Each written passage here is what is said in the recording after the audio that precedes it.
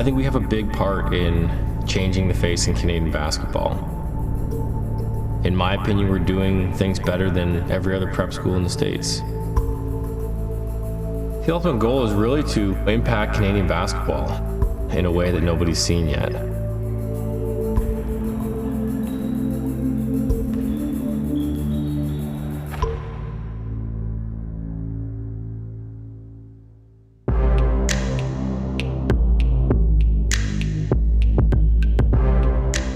Canadian basketball is in the midst of a revolution. Andrew Wiggins brings the house down. But almost always, young stars from the North have been built in the South. All the prospects right now have gone through the American prep school system. You know, they've all left Canada at some point. Wiggins currently plays in West Virginia for Huntington Prep, where they have 7 Canadians on the roster. In the past, there wasn't as many options for kids to stay here and gain the same recognition, the same experience, and the same exposure, so those kids had to go. How have you felt watching this exodus year after year of kids going to the States?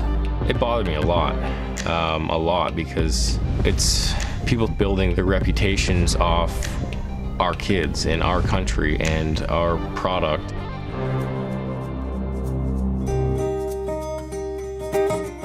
Jesse Tipping already owned the Athlete Institute, a sports complex near Orangeville. He partnered with the local high school to create Orangeville Prep, an elite basketball academy with a mission to keep Canada's best kids at home. A lot of people might be wondering where this Orangeville Prep program came from. Canada is really exploding from a basketball standpoint. I thought high school is the next realistic piece. And from that, I think the stars have kind of really aligned, and it's just kind of fallen into place with it being our time. Last year, the turning point. A commitment from electrifying 6'5" guard Jamal Murray, Canada's top prospect. How does that go in? I mean, are you kidding me, Jamal Murray? He was at a crossroad where the prep schools with some of the stronger reputations at that point, it really came in, the Finleys, the Huntingtons. But Jamal came and made this a viable option. That's not an easy decision to make, all the time being different, right? Yeah, I'm used to being different. Travel, get an opportunity to play against some better schools in the States and, get my name out there and stuff like that. So that was one of the main reasons for me coming here. If Murray legitimized the program, Thon Maker vaulted it to elite status. Perhaps the guy that everyone is here to see, number 14, Thon Maker. The 7'1" Sudanese Australian is one of the top high school prospects on the planet. Last summer, Maker made the unprecedented decision to leave a U.S. school and head north. Almost backwards, a kid leaving the States for Canada. It was a loud noise when we moved here. It caused a little bit of a stir down there in the U.S. Maker's happy to be playing in Orangeville, away from the drama and distractions that come with all the hype. Orangeville is on the come up. We compete against the best people in the States. All of a sudden, we just going up, knocking down teams, going up, knocking down teams. We don't care who's in our way. We just want to play anybody, anytime.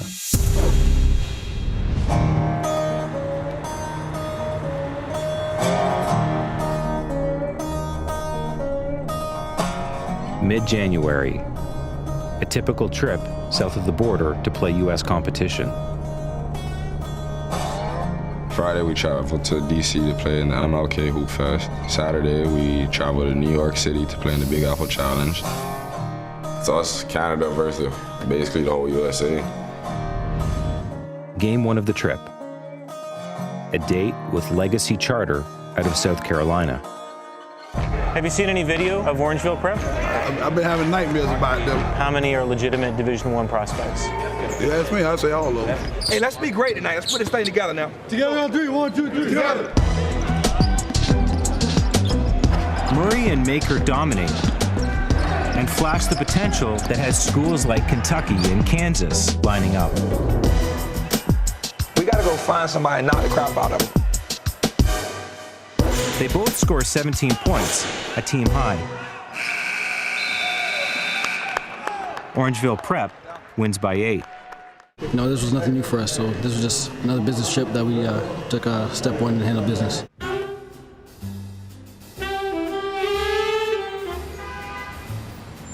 What's it like being on the road all the time? I personally think it's a lot of fun. It's great to bond with such a great group of guys and stuff.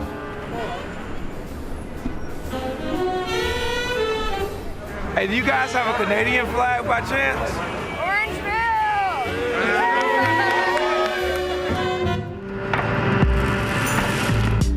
At night, all business.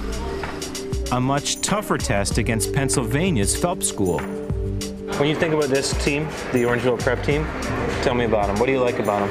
Oh, I mean, loaded with talent. I can't wait to get inside and see them because from top to bottom, you know, they could be one of the most talented teams that we've had in this event in 12 years.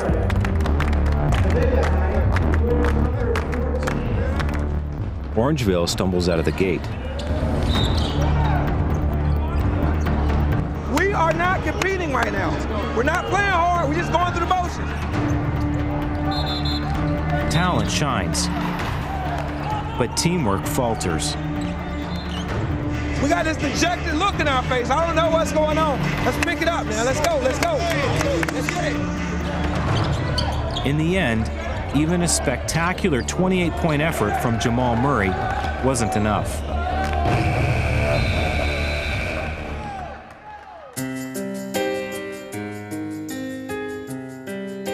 With rapid change comes growing pains. Talent is abundant. Chemistry is still a work in progress. But the program isn't just trying to win basketball games. They're trying to change the culture of high school basketball across an entire country. The possibilities are endless. I think if a year ago at this point someone would say that we are where we are now, people would say that they're crazy. The people that come here love basketball. We're not in a booming city. We're not downtown. There's not, you know, it's really cold, it's really snowy. You come here because you love basketball.